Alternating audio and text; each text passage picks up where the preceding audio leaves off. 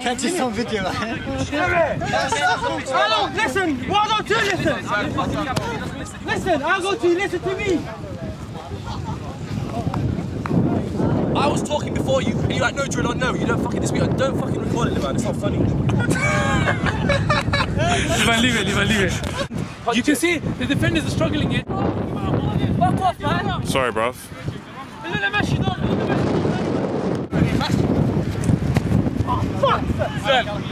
Review camera.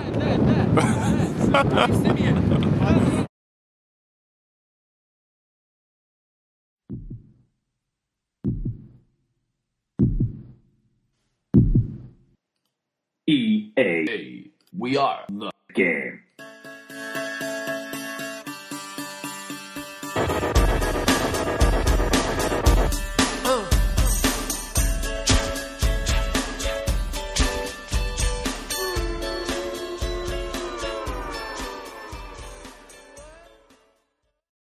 Hello and welcome to the second podcast of EAA's history. Joining me today are the regular people with what happened to superstar striker Liban? Hello. And Nikhil on my right. What up, dog?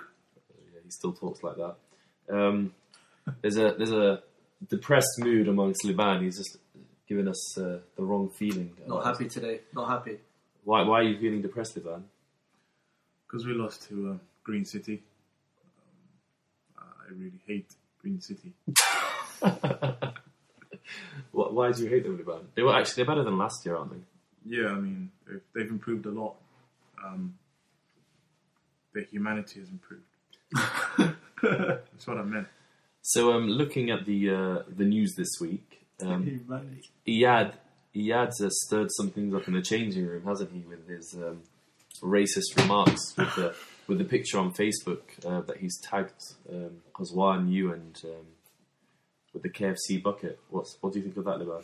Yeah, I thought I was well out of order. I was just completely uncalled for and very racist, I'm afraid. He's getting a tag for being a racist. You know, if you look at his previous history, KTM Chinese chicken. I wasn't there for that game, but I heard about that. It was disgraceful. And now he's causing divides in the changing room. I mean, do you think you can get changed next to him? Especially with him looking at your black skin.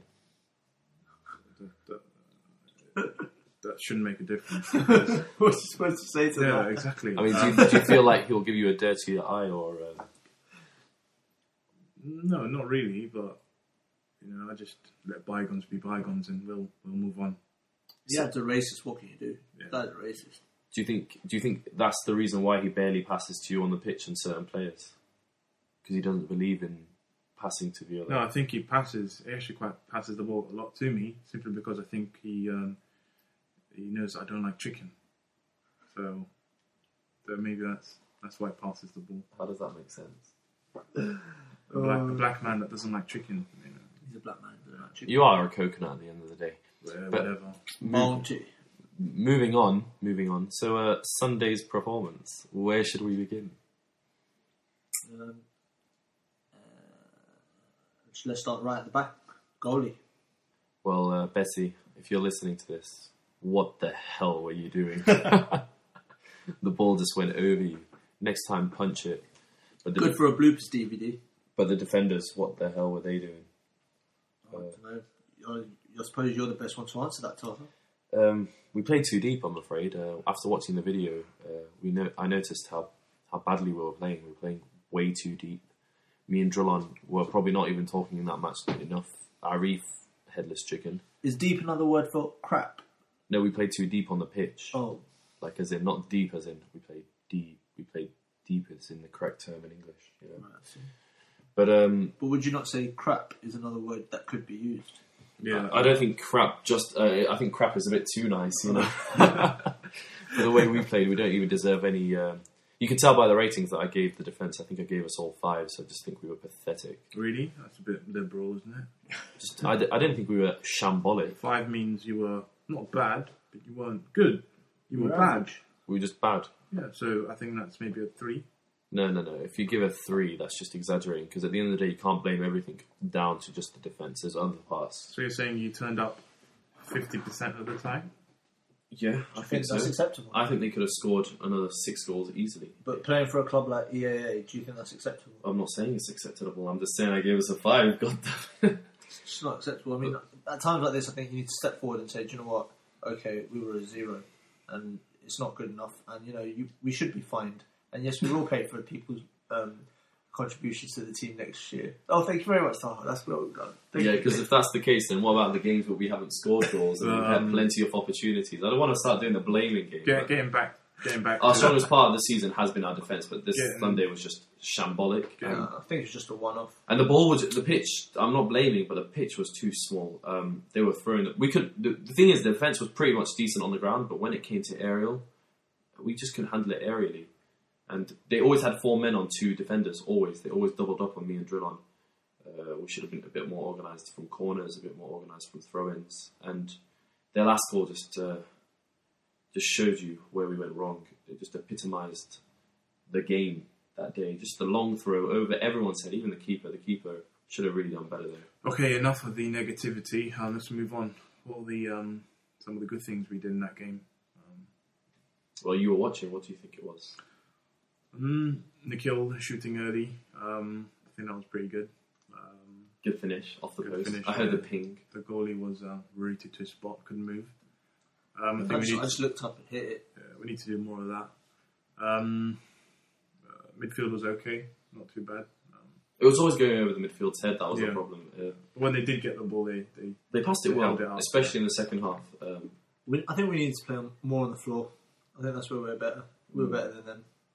But if we noticed, we're not going to have your man every week. But what he did, he would literally come back to the edge of the box when the defence was under pressure. He'd collect the ball, turn around, and move up with the ball. He didn't just wait in midfield for the ball to come to him. He'd come and receive it. Like if you watch in one of the clips, Drillon turns around, Yam is literally on the edge of the box. Yam turns around, passes it to Carter, and the move starts, and we actually build up a nice attack. They counter attack, but still, the point is that he came back to the edge of the box. He actually came and got the ball, turned around, and ran with it. We don't want midfielders that are waiting on the halfway line whilst we're defending on the edge of the box. You need midfielders that are going to move. And we need the same with defenders. The defenders can't just wait on the edge of their box when the midfielders are attacking. We need to push up to the halfway line. So, I'd agree with that. I'd just say we need to move up and down the pitch as a unit. When you've got a player like your man on the pitch, it just feels like he's bringing the whole team, like he's making everyone feel involved. He's bringing in those wide men. He's connecting everyone up. And I suppose that's what we need to do more on a regular basis. Yeah, and I think Samir had quite a quiet first half, but in the second half he came to life. He did, yeah. I don't think we used Simeon enough, but again, I think Arif was guilty of not passing the ball quickly. If you pass the ball, he got the amount of passes you received from your man, spreading it to the right, and he didn't. He just took his time to pass it. Simeon was always available if you just gave it the 1-2 with Simeon. So some weeks it just seems like Arif wants to play, rugby more than he does football. Yeah, it's like he looks at the player, he looks to shield them out of the game rather than shield the ball.